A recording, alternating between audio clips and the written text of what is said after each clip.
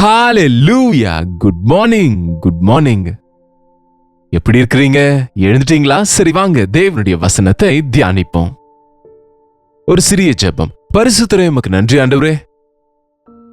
எந்த நாளுக்கு அந்த நாள் எங்கள் இருதயத்துக்கு தேவையான தேவ செய்திகளை கொடுத்து பலப்படுத்துகிறீங்க, நடத்துகிறீங்க. உம்முடைய வசனத்திற்கு ஏற்றபடிக்கு வாழ்ந்து கனி கொடுக்க எங்கள் ஒவ்வொருவருக்கும் உதவி செய்யும்படியாக இயேசுவின் நாமத்தில் ஜெபிக்கிறோம் நல்ல பிதாவே, ஆமென். ரகசியமாக பெரிய ஜெபங்களை செய்கிறவங்க வெளிப்படையாக சிறிய ஜெபங்களை செய்வார்களாங்க. அதுவும் இப்படிப்பட்ட அனுதின தியானத்துல பெரிய ஜெபத்தை செய்து கொண்டிருந்தா நீங்க வசனம் கேட்க முடியாம போயிடுவீங்களோ என்றால் காலையிலே அவ்வளவு நேரம் இருக்காது. உபவாச ஜெபங்களிலே நாங்க மணிக்கணக்காக ஜெபிப்பதுண்டு. மற்றும் இன்றைக்கு வெள்ளிக்கிழமை இல்லையா? உபவாச ஜெபம் இன்று மாலை கல்வாரி சபையில் நடக்கிறது. சபை ஆட்கள் எல்லாரும் நீங்க வந்து கலந்து கொள்ள வேண்டும் என்று கேட்கிறேன். மற்றவங்க உங்க சபையில நடக்கிற உபவாச கூட்டத்தில் கலந்து கொள்ளுங்க. எப்படி இருக்கிறீங்க? நல்லா இருக்கீங்களா? ஆரோக்கியமா இருக்கிறீங்களா? ஆனந்தமா இருக்கிறீங்களா? திருப்தி உள்ளவர்களா இருக்கிறீங்களா? இந்த புதிய வருஷத்துல ஏதாவது விருத்தி அடைகிறதை பார்க்க முடியுதா?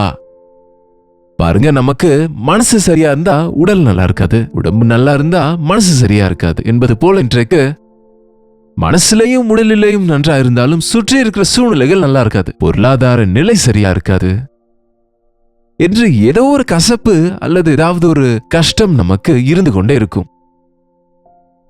வெளியிருந்து வருகிற கஷ்டங்களை எல்லாம் தாங்கிறதை விட நம்ம சரீரத்துல உண்டாகிற கஷ்டங்களை தாங்கிக் கொள்வது கஷ்டம்தான் இல்லையா?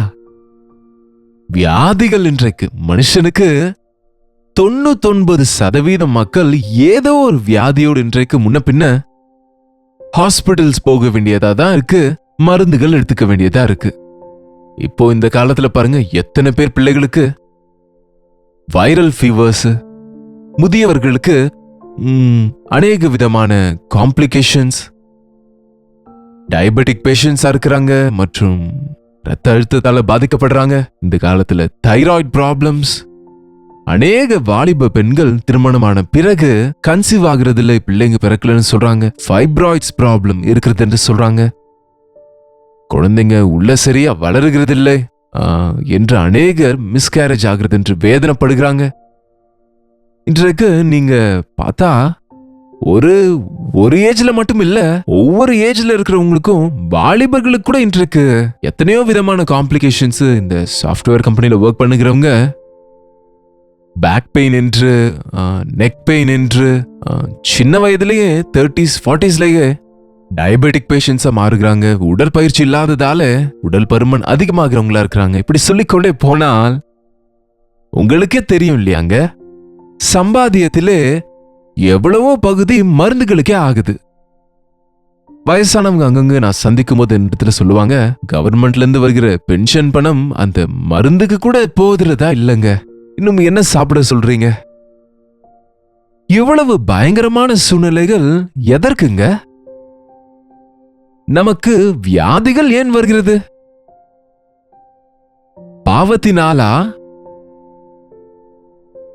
பாவத்தினாலேயா என்கிற சந்தேகம் வந்தா எரேமியாவின் புத்தகம் 30ஆம் அதிகாரம் எடுத்துக்கொள்ளுங்க, திருப்பிக் கொள்ளுங்க பாப்போம்.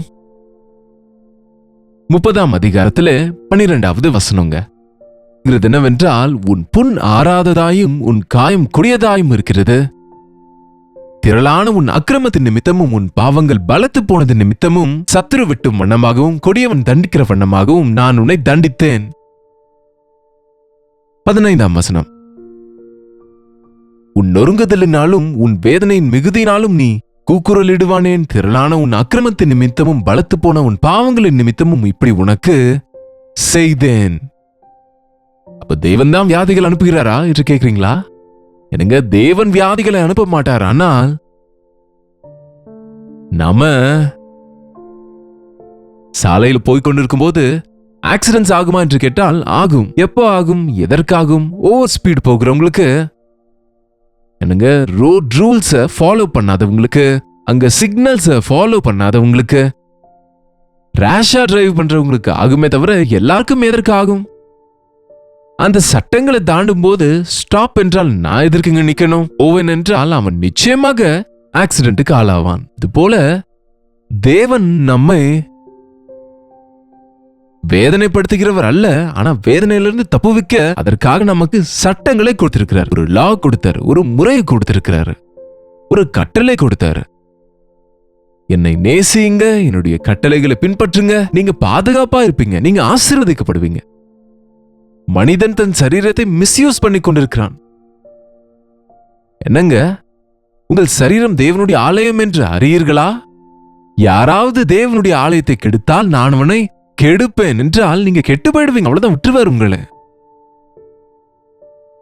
சின்ன வயதுல உங்க இஷ்டம் போல வாலிப வயதுல வாழ்கிறவங்க முதிர் வயதுல அந்த விளைச்சல் அறுக்க மாட்டாங்களா? எத்தனை பேர் ஆரோக்கியத்திற்கான கோட்பாடுகளை பின்பற்றாமல் எதனால சாப்பிட்டு கொண்டு ஏதாவது ஒன்று குடித்துக் கொண்டு எப்படியாவது இருந்து கொண்டிருந்தா, இன்றைக்கு பெண்களும் அநேகர் பாருங்க, நீங்க ஆரோக்கியமான சாப்பாடு சாப்பிட மாட்டாங்க, சரியா தேவனோடு நேரம் செலவிட மாட்டாங்க, ஜெபிக்க மாட்டாங்க. கர்ப்பவதிகளா இருக்கும் போதும் கூட செல்போனை பிடித்து கொண்டு அதை இதை பார்த்து கொண்டு உட்கார்ந்து இருக்கிறாங்க. அதனாலதான் அதன் தாக்கம் இன்றைக்கு அவங்க பிள்ளைகளின் மேல கூட வருகிறதுங்க. நீங்க உடம்பு சரியில்லாம இருக்கிறீங்களா? எங்களுக்கு எத்தனை ஜெப பாரங்கள் வரும் என்றால் ஒரு நாளைக்கு குறைந்தது 1500 2000 வரைக்கும் வாட்ஸ்அப் மெசேஜஸ் இந்த சோசியல் மீடியா பாக்குறவங்க மூலமாக வருகிறது. சில 100கணக்கான போன் கால்ஸ் வரும் ப்ரோக்ராம்ஸ் பாக்குறவங்க மூலமா. நாங்க இதெல்லாம் அனலைஸ் பண்ணும் பொழுது எத்தனை பேர் எந்த பாரங்களுக்காக கேட்கிறாங்கன்னு எங்க பிரதர்ஸ் அழகாக பிரித்து எழுதி கொடுப்பாங்க எனக்கு. அதை கவனிக்கும் போது 90% ஆதிகளுக்காக ஜெபிக்க சொல்லிதான் பாரங்கள் இருக்கும். சிலருக்கு பொருளாதார நெருக்கடிகள், இன்னும் அநேக விதங்கள் இருக்கணும் வைங்க. அதிக சதவீதம் உடல்நல பிரச்சனைகளால் அவதிப்படுறாங்க. தெரியும், உங்க தேவனுக்கு தெரியும் பாவத்தினால் வருகிற சம்பளம் மரணம், பாவம் கொடுக்கும் பேட்டா வியாதி என்று. அதனாலதான் இயேசு ஆண்டவர் நமக்காக இந்த உலகத்துக்கு வந்து அவருடைய தழுவுகளாலே நாம சுகமடையும்படியாக அவர் நமக்கு வர வேண்டிய தண்டனை அவர் சுமந்து அவர் நாமத்தில் இன்றைக்கு நமக்கு சுகத்தை கொடுக்கின்றார். உன்னுடைய பரிகாரியாகிய கர்த்தர் நானே என்கின்றார். இந்த உலகத்துல எல்லாருக்குமே வரும் வியாதிகள். ஆனா நீங்க ஆண்டவரை நம்பினால், உங்க சரீரத்தை தேவாலயமாக காத்து கொண்டால், உங்களுடைய இடத்துல உங்களுக்காக மரித்த ஆண்டவர் மீது விசுவாசம் வைத்து உங்கள் பாவங்களை அறிக்கை செய்து நீங்க விட்டுவிட்டா உன்னை சுகமாக்குவேன் என்கிறார். இந்த எகிப்து நோய்கள் உனக்கு வராமல் உன்னை காப்பேன். ஒருமுறை எடுத்துக்கொள்ளுங்க, யாத்திராகமத்தின் புஸ்தகம் 15வது அதிகாரம். யாத்திராகமம் 15வது அதிகாரம். நீங்க பைபிள் எடுத்து பாக்குறீங்களா அல்லது அப்படியே கேட்டுட்டு விட்டு விடுகிறீங்களா? இருதயத்திலாவது பைபிள் வைத்துக் கொள்ளுங்க, உங்க கையிலேயாவது பைபிள் வைத்துக் கொள்ளுங்க. ஒரு சின்ன நோட்டு புத்தகத்தை வைத்துக் கொண்டு அதுல நோட் பண்ணி கொள்ளுங்க. 15ஆம் அதிகாரம் 26ஆம் வசனங்க. யாத்திராகமம், நீ உன் தேவனாகிய கர்த்தரின் சத்தத்தை கவனமாய் கேட்டு அவர் பார்வைக்கு செம்மையானவைகளை செய்து அவர் கட்டளைகளுக்கு செவி கொடுத்து அவருடைய நியமங்கள் யாவையும் கை கொண்டால். பாத்தீங்களாங்க, சுகம் வேண்டும் என்கிறோமே தவிர, வேண்டுமென்றால் நீங்க தேவனுடைய வார்த்தையை கேட்டு அவருடைய பார்வைக்கு செம்மையானதை செய்து அவருடைய கட்டளைகளுக்கு கீழ்ப்படிந்து அவர் நியமங்கள் யாவையும் கை கொண்டால், நான் எகிப்தியருக்கு வரப்பண்ணின வியாதிகளில் ஒன்றையும் உனக்கு வரப்பண்ணேன். நானே உன் பரிகாரியாகிய கர்த்தர். இதன் ஹீப்ரூ வேர்ட் ஜெஹோவா ராஃபா. உன்னை சுகமாக்குகிறேன். அதனுடைய டீப்பர் மீனிங்க்கு சென்றால், ஒரு கிழிந்து போன துணியை நம்ம எப்படி தைப்போமோ அப்படியாக உன்னுடைய நிலைமை வியாதியாலே நொறுக்கப்பட்டு காயங்களால நீங்க நிறைந்திருக்கும் போது உன் காயங்களை நான் கட்டுவேன், தைப்பேன். உன்னை நான் சுகமாக்குவேன். 147ஆம் சங்கீதத்தில் சொன்னாரு, அவர் இருதயம் நொறுங்குண்டவர்களை குணமாக்குகிறவர், அவர்களுடைய காயங்களை கட்டுகிறார். இன்றைக்கு சரீர வேதனைகளை விட அநேகருக்கு இருதயம் நொறுங்குண்டு போகிற வேதனைகள் இருக்குங்க. டிப்ரெஷன்ல இருக்கிறாங்க, பயத்தால நிரம்பி இருக்கிறாங்க, தியங்கி கொண்டிருக்கிறாங்க. அவங்க மனநிலை கெட்டு போய் எத்தனையோ பேர் இன்றைக்கு டிப்ரெஷன்ல போய் விடுகிறாங்க, மன அழுத்தத்தில் இருக்கிறாங்க, முதிர்ந்து போனால் பித்து பிடித்தவங்க போல இருக்காங்க. ஆண்டவர் சொல்கிறார், நான் உன்னை கட்டுவேன், தைப்பேன், உன் காயங்களை குணமாக்குவேன். நான் சிலுவையிலே சிந்தின இரத்தத்தை உன் மீது ஊற்றி உன் காயங்களை குணமாக்குவேன். உனக்காக காயப்பட்ட என்னுடைய கரத்தை உன் மீது வைத்து சுருங்கி போன, கெட்டுப்போன, பாழாய்ப்போன உன் அவயவங்களை, உன் ஆரோக்கியத்தை மீண்டும் நான் சரி செய்வேன். நம்புங்க. அது எப்படி? தியேட்டருக்குள்ள போக அவசியம் இல்லாம, ஏதோ ஒரு பெரிய ப்ரொசீஜர் அவசியம் இல்லாம, பே பண்ண அவசியம் இல்லாம, பணம் கட்ட அவசியம் இல்லாமலேயே அவர் மீது நீங்க விசுவாசம் வைத்தால், உங்க தவறை ஒத்துக்கொண்டால், ஆண்டவர் உங்க காயங்களை கட்டுகிறவரா இருக்கிறார். அவர் இருதயம் நொறுங்குண்டவர்களை குணமாக்குகிறவர். அவர்கள் காயங்களை கட்டுகிறவர். நீ உன்னுடைய காயத்தின் வேதனையிலே கத்திக் கொண்டிருப்பதால பிரயோஜனம் இல்லைங்க. ஐயோ அம்மா என்பதனால உங்க காயங்கள் குணமாகாது. நீ உன் தவறுகளை ஒத்துக்கொண்டால் நான் உன்னை குணமாக்குவேன். அங்கே எரேமியாவிலே 30ஆம் அதிகாரம் 17ஆம் வசனத்துல, அவர்கள் உன்னை விசாரிப்பற்ற சியோன் என்று சொல்லி உனக்கு தள்ளுண்டவள் என்று பெயரிட்டபடியால். அப்படின்னா ஒரு நேரம் வர்றதுக்குள்ள நம்ம வியாதியா இருக்கும்போது பாருங்க, நமக்கு பிரியமானவங்க எல்லாம் 1 நாள் 2 நாள் 1 வாரம் 2 வாரம் இருக்கலாம். ஆனா அதை தாண்டி நம்ம படுக்கையில விழுந்தா பெற்ற பிள்ளைகள் கூட இன்றைக்கு எப்ப செத்து போவாங்க, இவங்க எப்ப இவங்களை துரத்தி விட வேண்டும், எந்த ஆசிரமத்துல சேர்க்கலாம் என்ற எண்ணங்கள்ல இருக்கிறாங்க. எத்தனையோ பேர் அவங்களுக்கு பிறக்கிற பிள்ளைங்க விகாரமா இருக்கும்பொழுது, மென்டலி சேலஞ்சாக இருக்கும்பொழுது, அவங்க பிசிக்கலி சேலஞ்சு பீப்புளா இருக்கும்போது அவங்களை கொண்டு போய் எங்கேயாவது விட்டு விடுவதற்கு விரும்புகிறாங்க. காரணம், யாருமே பாதிக்கப்பட்டவர்களை சேர்த்து கொள்ள மாட்டாங்க, பார்த்துக்கொள்ள மாட்டாங்க, நேசிக்க மாட்டாங்க, கவனிக்க மாட்டாங்க. மனுஷ புத்திங்க அது. ஆனால் ஏசாண்டவர் சொல்லுகிறார், நீ உன் பாவங்களால் அநேகர் கருவறுப்பாகிவிட்டாய், உன் பாவங்கள் நிமித்தம் உன்னுடைய சந்ததிக்கே நீ சாபமாக மாறிவிட்டாய். ஆனால் நான் உனக்கு ஆரோக்கியத்தை வரப்பண்ணுவேன். தயவு செய்து இந்த வார்த்தையை நீங்க வாக்குத்தத்தமா எடுத்துக்கொள்ளுங்க. வசனத்தை பாருங்க, உங்க பைபிள் அண்டர்லைன் பண்ணிக்கொள்ளுங்க. எரேமியாவின் புத்தகம் 30ஆம் அதிகாரம் 17ஆம் வசனம். நான் உனக்கு ஆரோக்கியத்தை வரப்பண்ணுவேன்.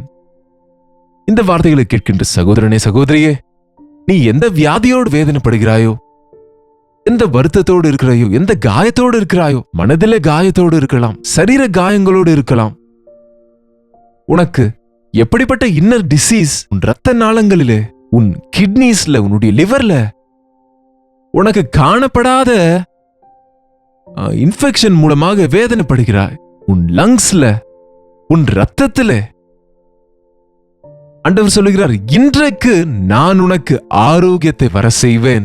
உன் ரத்தத்தை நான் சுத்திகரிக்கிறேன். என் ரத்தத்தை உன் மீது ஊற்றி உன் கெட்டுப்போன வியாதி நிறைந்த பாய்சனஸ் பிளட்டிலிருந்து, கெட்டுப்போன சுபாவத்திலிருந்து நான் உன்னை விடுவிக்கிறேன். தேவனுடைய வார்த்தைகளை அப்படியே நீங்க வாக்குத்தத்தங்களாக எடுத்துக்கொள்ளுங்க. நம்புங்க. நான் உனக்கு ஆரோக்கியத்தை உண்டு பண்ணுவேன். உன் காயங்களை நான் ஆற்றுவேன். அல்லேலூயா. உன் காயங்களை நான் ஆற்றுவேன். காயப்படுத்துகிறவங்க எத்தனையோ பேர் இருக்கிறாங்க இல்லைங்க. காயங்களை ஆற்றக்கூடியவங்க யாரும் இல்லைங்க. Doctor cuts but God heals. Surgery அப்ப டாக்டர் கட் பண்ணுவாங்கங்க, ஊசி வைத்து தையல் போடுவாங்க. 3 நாட்களோ 5 நாட்கள் பிறகோ அந்த 2 தோலும் அப்படி ஒட்டிக்கொள்ளும்படியா செய்வது யாரு? டாக்டரா? அது நமக்காக தன்னுடைய சரீரத்தை 2ஆக சிலுவையிலே தொங்கவிட்ட, காயங்கள் பட்ட நம் ஆண்டவருடைய தழும்புகளாலே நமக்கு இன்றைக்கு சுகம் இருக்கிறது. உங்க மன ரீதியான சரீர காயங்களை அவர் ஆற்றுவேன் என்று வாக்கு செய்கிறாருங்க. அநேகர் ஆக்சிடென்ட் ஆகும்போது எவ்வளவு பயங்கரமான காயங்களோடு ரத்தமெல்லாம் போன நிலைமையில இருக்கிறாங்க. எத்தனையோ பேரை நம்ம ஹாஸ்பிட்டல் போனா இப்படிப்பட்டவங்களை பார்க்க முடியும். நம்ம வீடுகளிலே இருப்பாங்க. ஆனால் ஆண்டவர் உன்னை சுகப்படுத்தும் போது உனக்கு புதிய வாழ்க்கை உண்டாகிறது. என் வாழ்க்கையில அநேக முறை ஆக்சிடென்ட்ஸ் ஆனதுங்க. ஒரு முறை இந்த கண்ணே போக வேண்டிய நிலைமை வந்தது. கண்ணுக்கு கீழே இருக்கிற எலும்பு முறிந்தது. இனி நான் ஒற்றை கண்ணனாக இருப்பேன் என்று நினைத்தேன். ஆனால் எவ்வளவு அற்புதமா the doctor treated but God healed. எப்போதும் நான் நினைவுல கொள்ளுவேன், முகத்தை பார்க்கும் போதெல்லாம் கூட இங்க இவ்வளவு பெரிய காயம் இல்லையா, இங்க இவ்வளவு பெரிய கட்டு இருக்கணும் இல்லையா, எப்படி சேர்ந்து போச்சு, எப்படி தேவன் சொஸ்தமாக்கினாரு. அது ஒரு உதாரணங்க. நம்ம வாழ்க்கையில எத்தனையோ முறை எத்தனையோ விதங்களில் நாம காயப்படும் போது காயங்களை கட்டுகிறவராக இருக்கிறாரு. இன்றைக்கு நீங்க ஏதாவது சர்ஜரி ஆகி காயங்களோடு கூட இருக்கலாம். உங்க சரீரங்கள்ல டிரான்ஸ்பிளான்டேஷன்ஸ் பண்ணுகிறாங்க இன்றைக்கு. அதை எடுத்து இதை வைத்தாங்கன்னா, இது தைத்தால் எப்படி அது ஃபிக்ஸ் ஆகுதுங்க? அது தேவனுடைய கரம். அவர் இரத்தத்தினாலே நமக்கு சுகம் உண்டு. உன் பரிகாரியாகிய கர்த்தர் நானே, யெகோவா ராஃபா. ஜெபிப்போமா? பரிசுத்தரே அன்புள்ள ஆண்டவரே, எங்கள் கீழ்ப்படியாமை நிமித்தம் அப்பா, உமக்கு தூரமாகி வியாதிகளுக்கு ஆளாகும் போது, பாடுகளுக்கு உட்படும் போது, உம் அன்பின் நிமித்தம் எங்களை கைவிடாமல் நீர் பட்ட காயங்களினாலே உண்டாகிற சுகத்தை கொடுப்பதற்கு, எங்கள் காயங்களை ஆற்றுவதற்கு வல்லமையுள்ள தேவனே உமக்கு நன்றி அப்பா. பரம வைத்தியராகி உம்மை நினைவு கூறுவதற்கு, எங்கள் பாவங்களுக்காக மனஸ்தாபப்படுவதற்கும், நீர் சிந்திய ரத்தத்திலே கழுவப்பட்டு உம்முடைய தழும்புகளாலே உண்டாகிற சுகத்தை அப்பா, இந்த ஜெபத்திலே சேர்ந்து ஜெபிக்கிற ஒவ்வொருவரும் பெற்றுக்கொள்ளும்படியாக அவர்கள் காயங்களை கட்டுகிறவராக உனக்கு ஆரோக்கியத்தை வரப்பண்ணுவேன் என்ற வாக்குத்தத்தத்தின்படி முழுவதுமாக சுகமடைந்து என் தேவன் மரண படுக்கையிலிருந்து என்னை எழுப்பினார் என்று ரட்சித்தார். என் சரீர பாகங்கள் கெட்டுப்போன போது அவைகளே அவர் காயப்பட்ட கரத்தினாலே தொட்டு கட்டி குணப்படுத்தினார் என்று சாட்சி கொடுக்கும்படிக்கு இங்கே ஜெபித்துக் கொண்டிருக்கும் போது யார் யார் வியாதிகளிலே காயங்களில் இருக்கிறார்களோ அப்படிப்பட்டவர்களே நசரேயனாகிய இயேசு கிறிஸ்துவின் நாமத்திலே சுகமாக்குகிறோம் அப்பா. அற்புத சாட்சிகளாக எங்களுடைய சாட்சிகளை சொல்லும்படியாக உதவி செய்யும்படிக்கு இயேசுவின் நாமத்தில் ஜெபிக்கிறோம் நல்ல பிதாவே, ஆமென். நம்முடைய பிதாவாகிய தேவனுடைய அன்பும் குமாரனாகிய இயேசு கிறிஸ்துவின் கிருபையும் பரிசுத்த ஆவியானவருடைய அந்யோன்யமும் ஐக்கியமும் கூடி வந்திருக்கிற நம் அனைவருக்கும் இப்பொழுதும் சதா காலமும் துணையாயிருப்பதாக, ஆமென். தேவனுக்கு ஸ்தோத்திரம். உங்களுடைய ஜெப விண்ணப்பங்களை பாரங்களை எங்களுக்கு நீங்க தெரியப்படுத்த விரும்பினால் 8939801234 என்கிற எண்ணிற்கு நீங்க ஒரு டெக்ஸ்ட் அல்லது வாய்ஸ் மெசேஜ் மூலம் வாட்ஸ்அப் அனுப்புங்க. நாங்க எல்லாரும் எல்லா மெசேஜஸும் வாசித்து உங்களுக்காக ஜெபிக்கிறோம். நீங்களும் ஜெபிங்க, தேவன் அற்புதமாக பதில் கொடுப்பாரு. கர்த்தருக்கு சித்தமானால் நாளைக்கு அனுதின தியானத்துல காலையில 7 மணிக்கு எப்பொழுதும் போல கர்த்தருடைய வார்த்தையோடு உங்களை சந்திக்கிறேன். அதுவரை கர்த்தருடைய கிருபை உங்களுக்கு துணையாயிருப்பதாக.